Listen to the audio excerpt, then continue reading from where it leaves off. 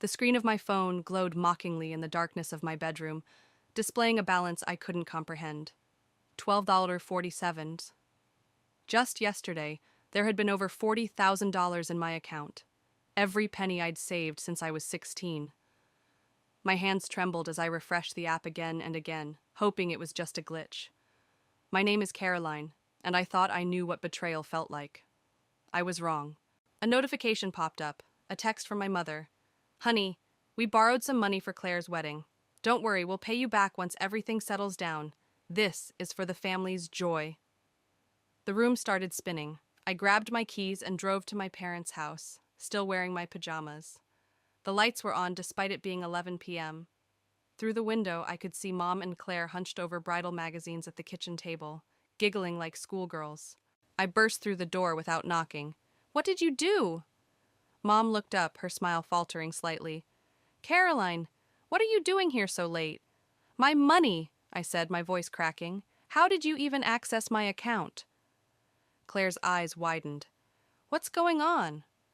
"Your sister's being dramatic," Mom said, waving her hand dismissively. "We needed the money for your wedding venue deposit. The Riverside Garden books up years in advance, and they had a last-minute cancellation." $40,000? I couldn't keep the tremor from my voice. "That was everything I had." "Oh, please," Mom rolled her eyes. "You're always so selfish. This is your sister's special day. Besides, you're not even dating anyone. What were you saving for?"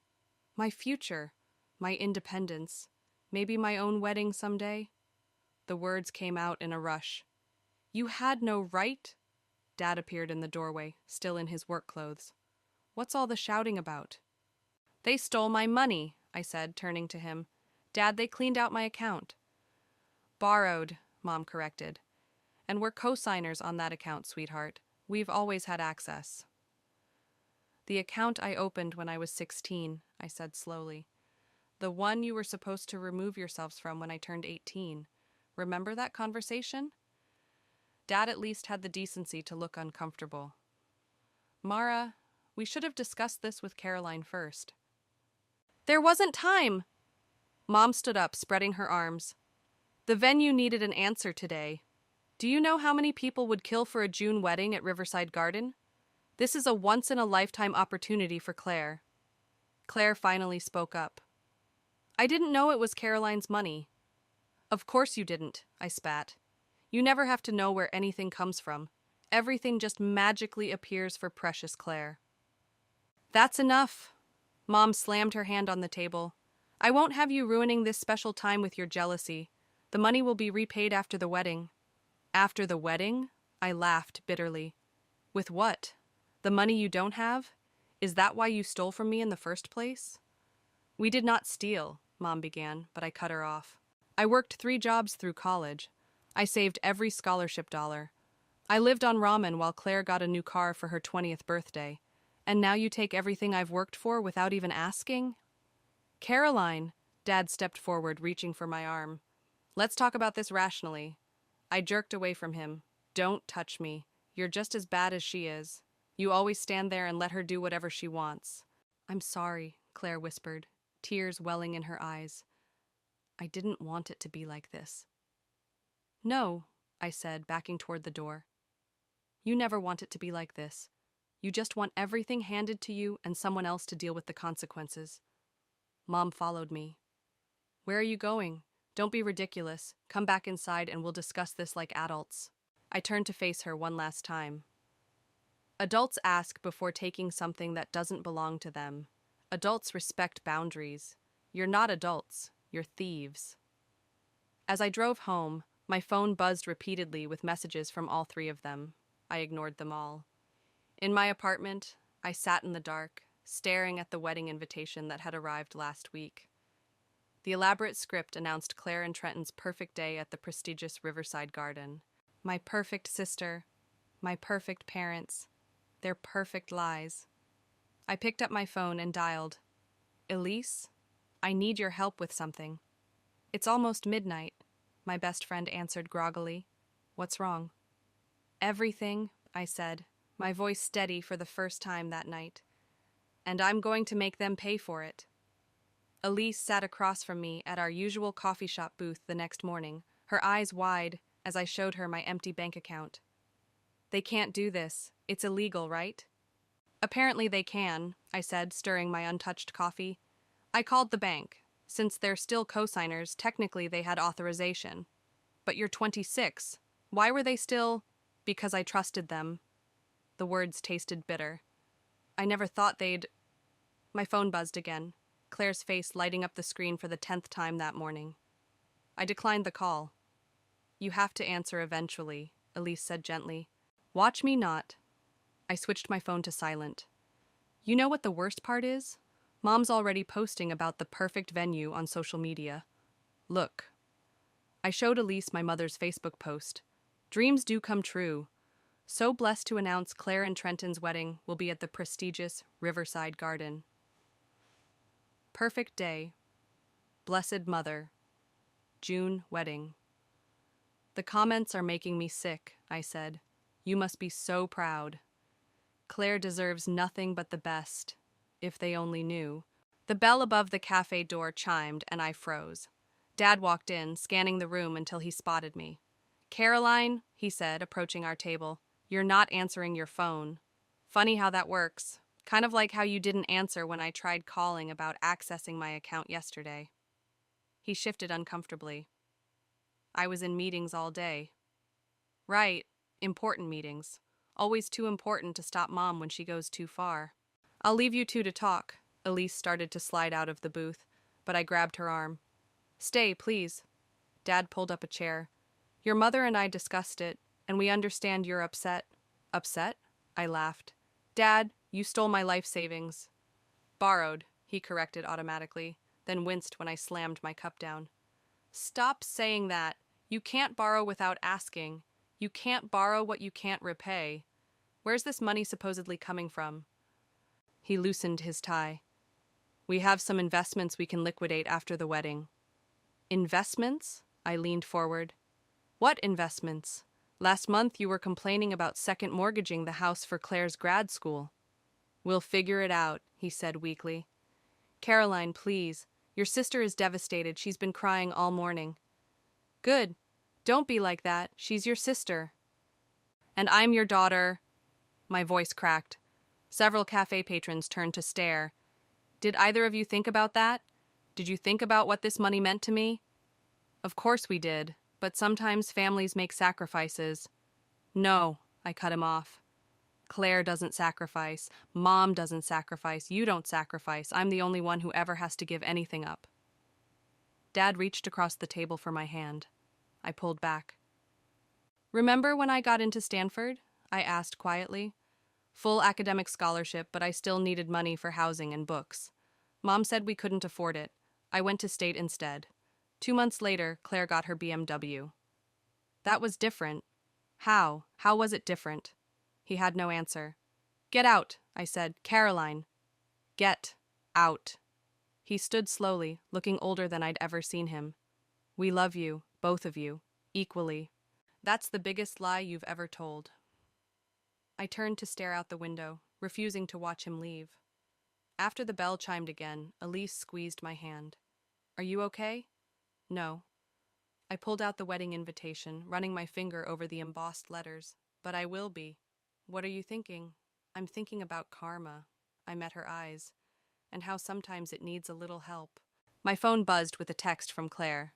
Please talk to me. I didn't know it was your money. I'll find another venue. No, you won't, I muttered, typing back. Keep the venue. You deserve your perfect day. I'll be there. Don't worry. Elise raised an eyebrow. That's surprisingly forgiving of you. I showed her my screen, where I'd pulled up Boston's Instagram profile.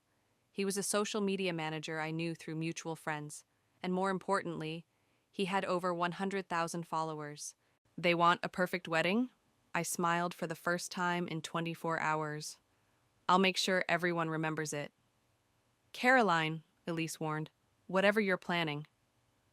They took everything I had, I said, hitting the message button on Boston's profile.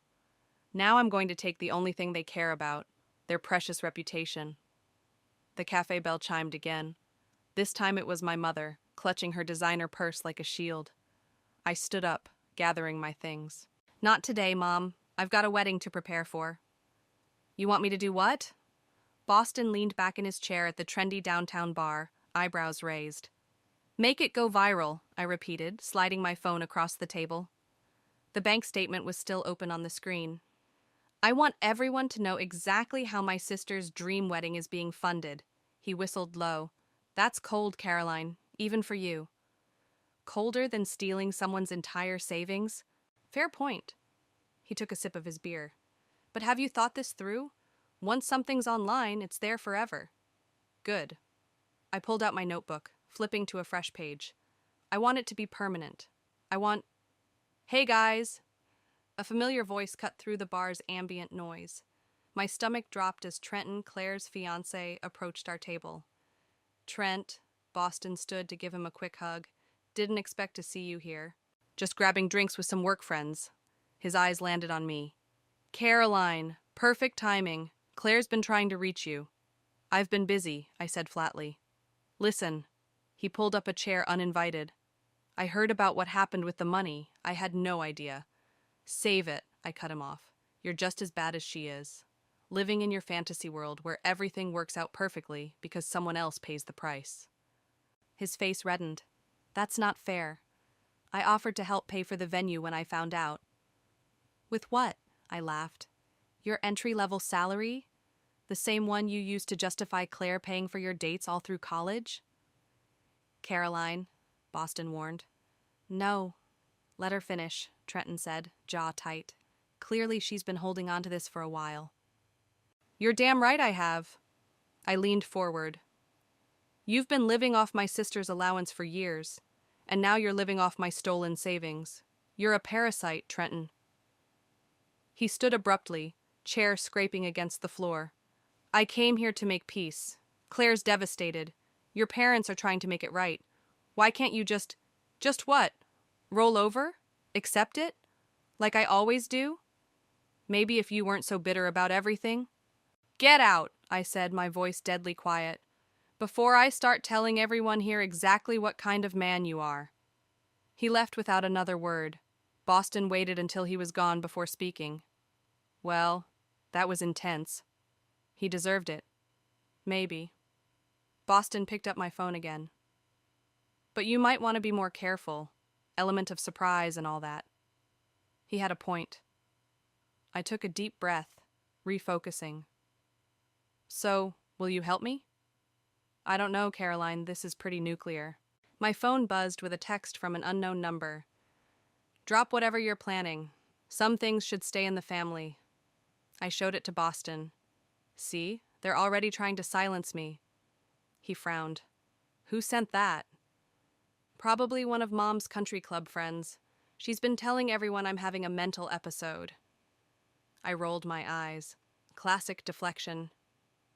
What exactly do you want to do? I pulled out the wedding invitation. June 15th, Riverside Garden.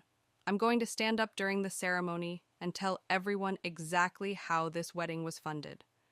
I want you to make sure it spreads beyond just the guests. That's specific. I've had time to think about it. I showed him my notes. I'll need multiple camera angles, live streaming capabilities, maybe even... Caroline? A soft voice interrupted. I looked up to see Elise, who was supposed to meet us later. You're early, I said. Yeah. She sat down, looking troubled. I just came from your parents' house. My stomach clenched. Why were you there? Claire called me. She's a mess, Caroline. She's talking about canceling the wedding. Good. Is it? Elise challenged. Will that get your money back? Will it make you feel better? Yes, I said, but my voice wavered. You're lying. She reached for my hand. I know you're hurt. You have every right to be. But this path you're on... Don't, I pulled away. Don't try to talk me out of this. I'm not. I'm asking you to think about what happens after. When the video goes viral, when the family's torn apart, when there's no going back, what then? My phone buzzed again. Another unknown number. Last warning. Back off. I showed it to them both. See? They're threatening me now. Still think I should back down? Boston and Elise exchanged looks. Actually, Boston said slowly, this might work in our favor. Keep those texts. Document everything. If we're going to do this, let's do it right. I smiled, feeling the first flutter of victory. So you'll help? He nodded. But we do this my way. Professional, calculated, no emotional outbursts. Deal. I raised my glass. To karma. To karma, he echoed, but Elise remained silent, watching me with worried eyes. I ignored her concern. There was no turning back now. Are you sure about this? Boston asked, adjusting the tiny camera hidden in what looked like a normal brooch. Once we start, there's no going back. We were sitting in his home office, surrounded by various pieces of recording equipment. 3 weeks had passed since the confrontation at the bar, and the wedding was now just 10 days away. I'm sure. I pinned the brooch to my jacket, checking its position in the mirror. How's the audio quality? Crystal clear. He played back a test recording. But Caroline, these threatening texts you've been getting, maybe we should report them. I shook my head. They're just trying to scare me. Besides, we need them for the story. My phone lit up with another message from Claire. Just picked up my dress. Wish you'd been there. Miss you. I ignored it, just like I'd ignored the dozens before it. The bridal shower invitation, the rehearsal dinner details, the desperate voicemails. Your sister's really trying, Boston observed, watching me delete the message. She's really trying to pretend everything's normal, I corrected, just like always. The doorbell rang. Boston checked his security camera feed. It's Elise. She burst in moments later, waving a stack of papers. You're not going to believe what I found. What is it? I asked as she spread the documents across Boston's desk. Bank statements, credit card bills, loan applications. She pointed to highlighted sections. Your parents are completely underwater. They've been living on credit for years, trying to maintain their lifestyle. I leaned in closer. Where did you get these? I have a friend who works at their bank. She owed me a favor. Elise looked uncomfortable. What they did to you? It wasn't just cruel. It was desperate. They're on the verge of bankruptcy. All the more reason to expose them, I said. They're frauds. Caroline, Elise's voice softened. They're drowning. Maybe if you talk to them? No, I gathered the papers. This is perfect. Now we can show everyone exactly who they are. Boston cleared his throat. I've been thinking, maybe we should have a backup plan. What if someone tries to stop you during the ceremony? That's why I need you both there, I said. Multiple angles, multiple devices streaming. If I get shut down, one of you keeps recording. I don't know, Elise hesitated. This feels wrong. Wrong? I spun to face her.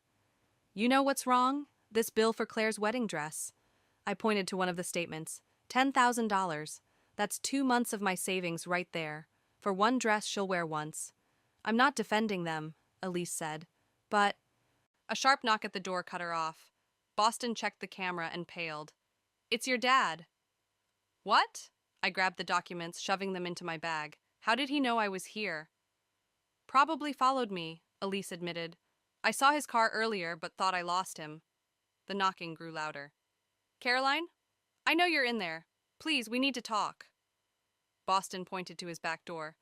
Go, I'll handle him. I slipped out just as Boston opened the front door. From around the corner, I heard my father's voice. Where is she? Mr. Graham, Boston said firmly. This is private property. She's my daughter, who clearly doesn't want to speak with you. I texted Elise. Meet me at our backup location. 20 minutes later, we regrouped at a small cafe across town. Boston joined us shortly after. Your dad's gone, he reported. But he left this. He handed me an envelope. Inside was a check for $5,000 and a note. It's a start. Please let us make this right. I ripped both in half. Caroline, Elise protested. It's not about the money anymore, I said. It's about the lies, the manipulation, everything they've hidden for years while pretending to be the perfect family. Speaking of hiding, Boston pulled out his laptop. I've got the live stream set up ready. Multiple platforms, impossible to shut down completely. The moment you start talking, it'll go live. I nodded, touching the brooch. Good, and the audio? Crystal clear, like I said, but he hesitated. Are you absolutely sure you want to do this? It's not too late to back out.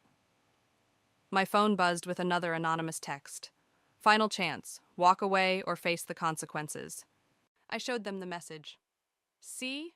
They're still trying to control me, still trying to silence me. Well, not anymore. I stood up, gathering my things. The rehearsal dinner is in 3 days. I need you both there, testing the equipment, making sure everything works perfectly. And then? Elise asked quietly. And then, I smiled grimly, my sister gets exactly the wedding day she deserves. As I walked out, I heard Elise whisper to Boston, I'm scared for her. I'm scared for all of them, he replied. They should be, I thought. The perfect family was about to get a very public wake-up call. The morning of the wedding dawned bright and clear. Perfect weather for destroying my family's reputation. I stood in front of my mirror, adjusting the pale blue bridesmaid's dress Claire had chosen months ago. The brooch camera was hidden perfectly among the beading. My phone lit up with a text from Boston. Equipment check at 9. Don't be late.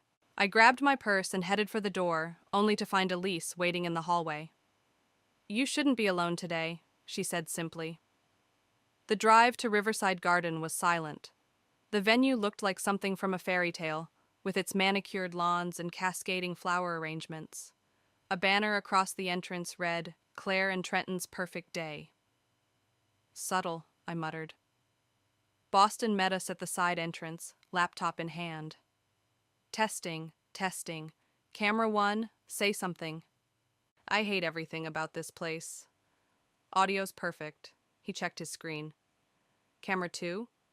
Elise touched her necklace, another hidden camera. Testing. All systems go. Boston looked up. Last chance to back out. Before I could respond, my mother's voice rang out across the garden. Caroline! There you are! She hurried over, perfect makeup already in place, designer dress rustling. Why aren't you at the bridal suite? Claire's been asking for you. I needed some air. Well, come on. She grabbed my arm. The photographer wants pictures of the sisters getting ready together. I caught Boston's eye. He nodded slightly. The cameras were rolling. The bridal suite was chaos.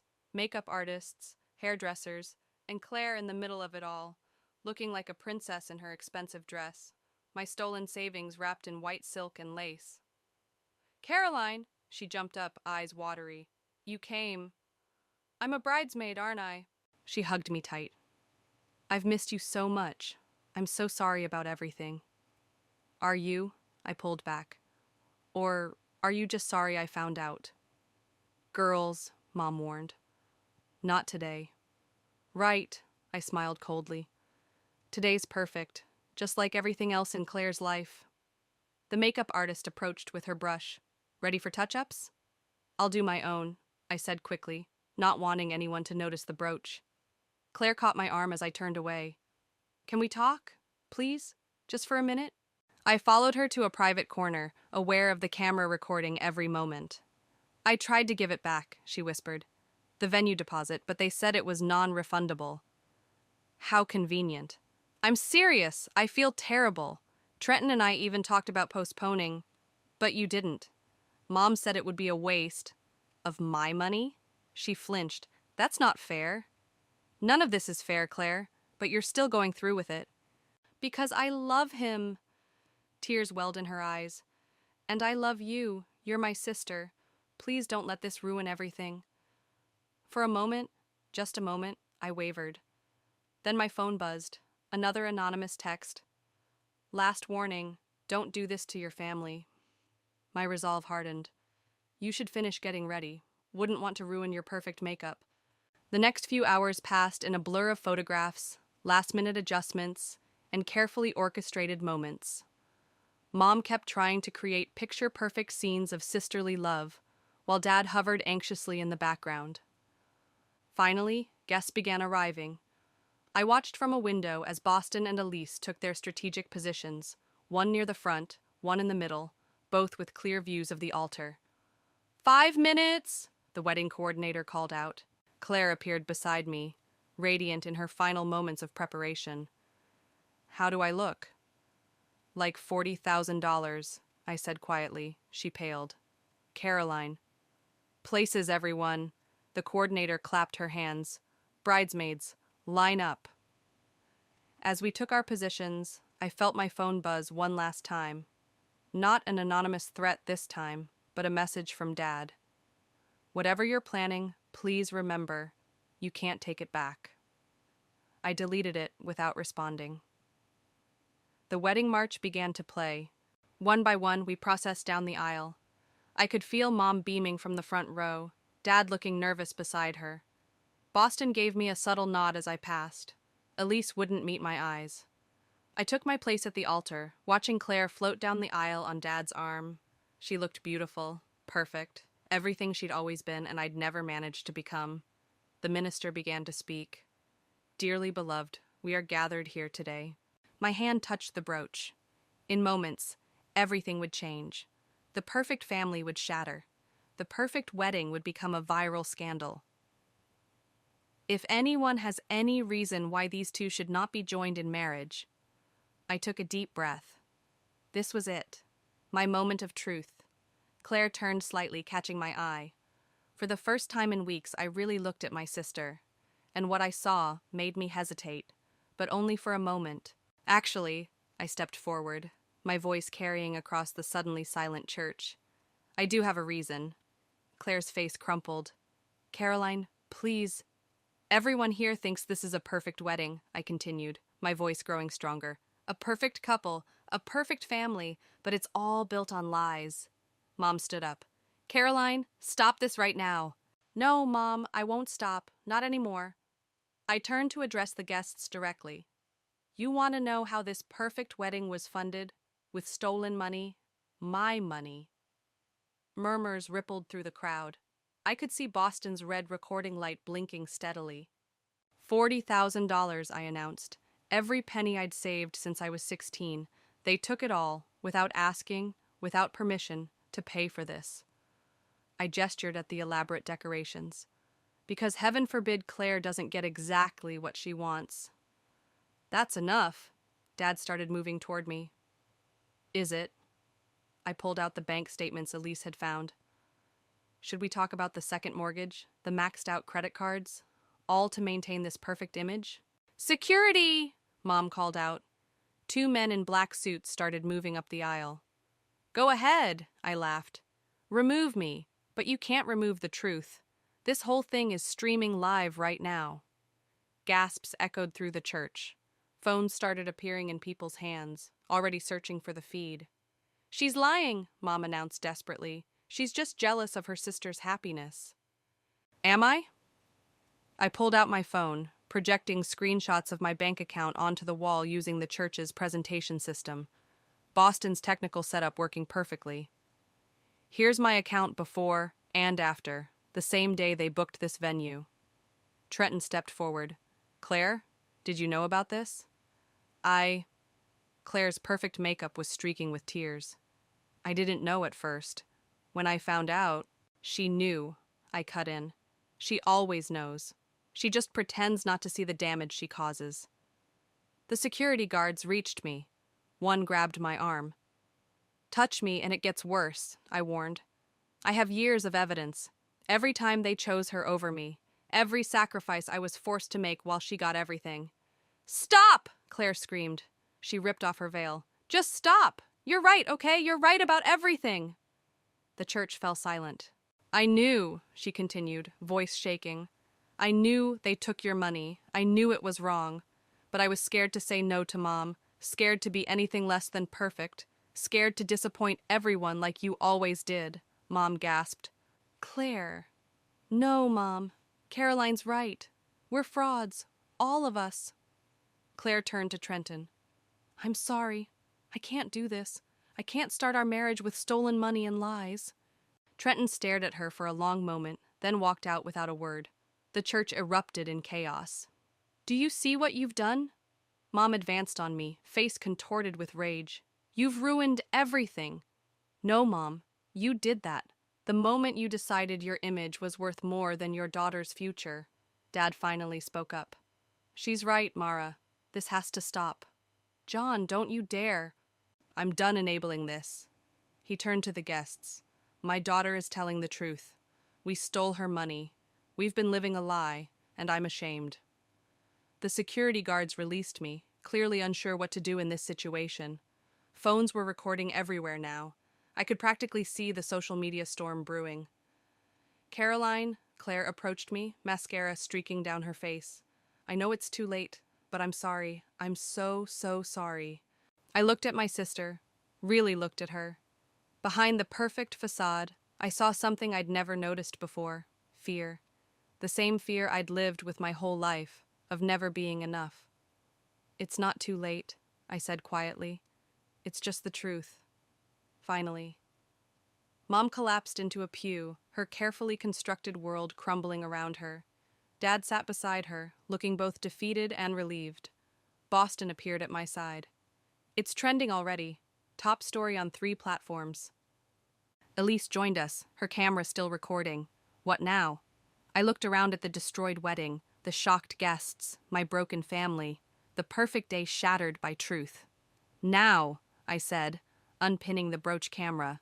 We stopped pretending. I walked down the aisle, past the whispers and stares, past the scattered rose petals and abandoned programs.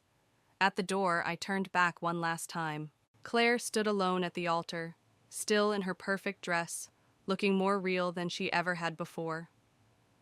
Mom sobbed in the front pew while Dad stared straight ahead. The perfect family finally exposed. I stepped out into the sunlight, feeling lighter than I had in years. The truth had cost me my family, but lies had already done that long ago. At least now everyone knew it. 3 days after the wedding that wasn't, my video had over 5 million views. Perfect family fraud was trending, and my inbox was flooded with messages from strangers sharing similar stories of family betrayal. You've got another interview request, Boston said, scrolling through his phone. We were sitting in his office, monitoring the fallout. Morning show wants you live tomorrow. No more interviews. I closed my laptop, pushing away from the endless social media storm. I've said everything I needed to say. My phone rang. Claire's number. I'd been ignoring her calls since the wedding, but this time something made me answer. Hello? I moved out, she said without preamble. I'm staying at a hotel. What about Trenton? He's gone. Said he couldn't trust me anymore. Her voice cracked. Mom's not speaking to me since I defended you to the local news. You defended me? Of course I did. You told the truth. Something I should have done a long time ago. A knock at Boston's door interrupted us. Through the security camera, I saw Dad standing outside, looking haggard. I have to go, I told Claire. Wait, can we meet? Please, I need to talk to you properly. I hesitated. I'll think about it. Boston opened the door. Dad stepped in holding a thick envelope. Caroline, he said, looking years older than he had at the wedding. We need to talk. About what? How the country club kicked you out? How Mom's perfect reputation is ruined? About this. He placed the envelope on the desk. It's everything we own. The house, the cars, our investments, what's left of them. We're selling it all. I opened the envelope, scanning the documents. Why are you showing me this? Because it's yours. He sat heavily in a chair. All of it. To sell and recoup what we took from you. Dad, no, let me finish. He pulled out another paper. Your mother doesn't know I'm here. She's not well. The exposure, the shame. She had a breakdown yesterday. My stomach twisted. Is she okay? She's getting help. Professional help. Finally. He smiled sadly. It turns out our perfect family had more cracks than even you knew about. Boston quietly excused himself, leaving us alone. I failed you, Dad continued. I failed both my daughters by enabling your mother's obsession with appearances, by not standing up when I should have, by letting fear of confrontation destroy our family. Why now? I asked. Why are you suddenly willing to admit all this? Because I watched that video. not just at the wedding, but afterward. I saw my daughter's face as she exposed our lies. I saw what we'd done to you, really saw it, maybe for the first time. My phone buzzed. Another message from Claire. I found my old diary. Remember when Mom made you give up your school play lead so I could have it? I'm so sorry. I have so much to make up for. Dad noticed my expression. Claire? Yeah, she misses you. He leaned forward. We all do, but we understand if you never want to see us again. I stared at the documents. The house isn't worth $40,000. No, it's worth much more. Along with everything else, it should cover what we took, with interest. And Mom agreed to this? Mom doesn't get a vote anymore. His voice hardened. I've separated our finances, filed for divorce, 27 years of enabling her ends now. Divorce? I sat back, shocked. But your perfect marriage was as fake as everything else. He stood up. I'll have my lawyer contact you about the property transfers, unless what? Unless you're willing to try family counseling first. All of us. No pretenses. No perfect image to maintain. Just truth. My phone buzzed again. This time it was Elise. Have you seen the news? Your story's inspiring people to speak up about financial abuse in families. You're making a difference. I looked at Dad, really looked at him. The proud man who'd always hidden behind Mom's decisions was gone.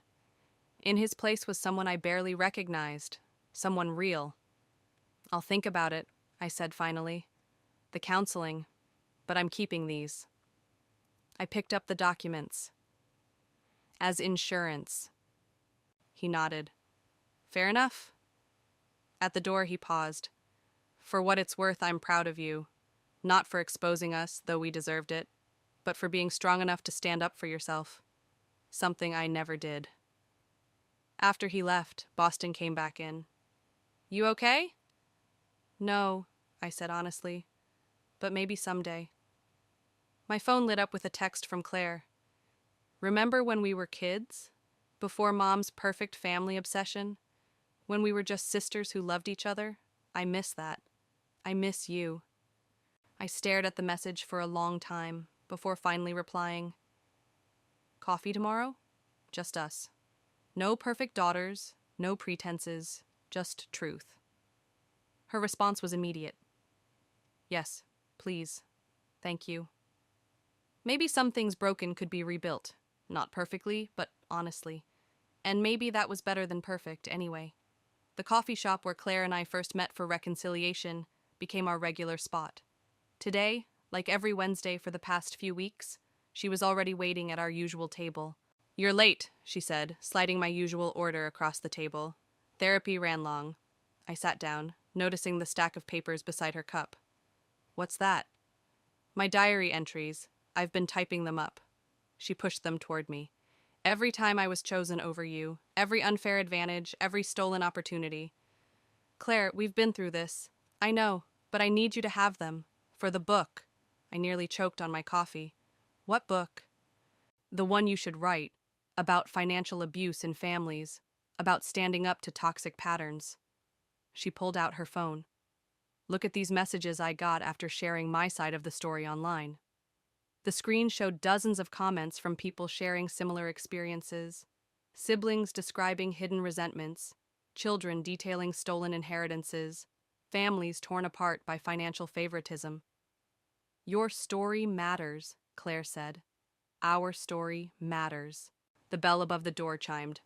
Dad walked in, followed by our family therapist, Dr. Rivera. Sorry I'm late, Dad said, pulling up a chair. The realtor needed signatures. You sold the house? Claire asked. He nodded. Closing next week. Your mother's furious, but she signed the papers. How is she? I asked quietly. Better. The new medication helps. She's starting to understand what she did to this family with her obsession for perfection. He smiled sadly. She asked about you both yesterday, actually asked, not just demanded. Dr. Rivera opened her notebook. Shall we begin? Caroline, you wanted to discuss boundaries going forward? Yes. I took a deep breath. I've decided what to do about the money. Everyone tensed. I don't want the house proceeds, I said, or any of the other assets. Caroline, Dad started, but I held up my hand. Let me finish. I don't want revenge anymore. What I want is change. I pulled out my own stack of papers.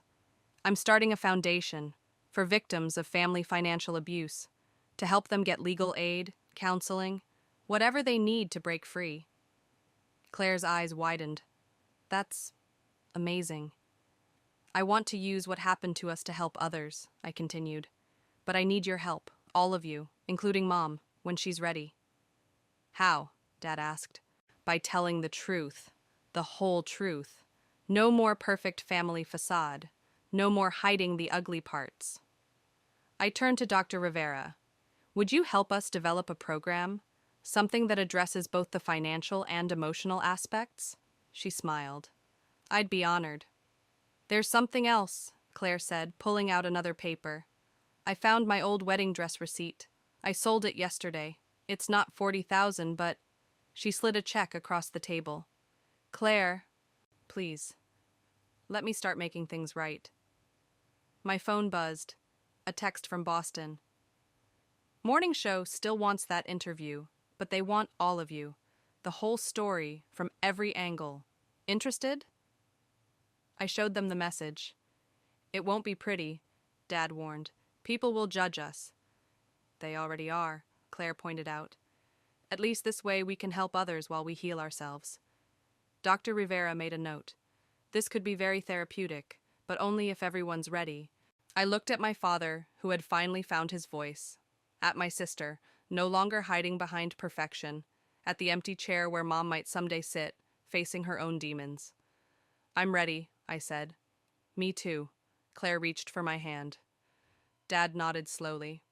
Together then. No more perfect lies. I texted Boston back. Set it up. But make sure they understand. This isn't about revenge anymore. It's about redemption. His response was immediate. That's an even better story. Claire laughed suddenly. Remember when all I wanted was a perfect wedding? Remember when all I wanted was revenge? I squeezed her hand. Maybe we both needed something else entirely. Truth, Dad said quietly. We all needed truth. Dr. Rivera closed her notebook. Same time next week? We nodded, standing to leave. Outside the coffee shop, Claire hugged me impulsively. Thank you, she whispered, for breaking our perfect family. We needed to break to become real. I hugged her back, feeling something I hadn't felt in years. Hope. Not for perfection, but for something better. Something honest. Dad cleared his throat. Your mother asked. She asked if she could watch the interview when it airs. Together. All of us. I met Claire's eyes, saw my own mix of fear and hope reflected there. Together, I agreed, but this time, we tell the whole truth. After all, real families aren't perfect. They're just perfectly honest about their imperfections. And finally, that's exactly what we were becoming.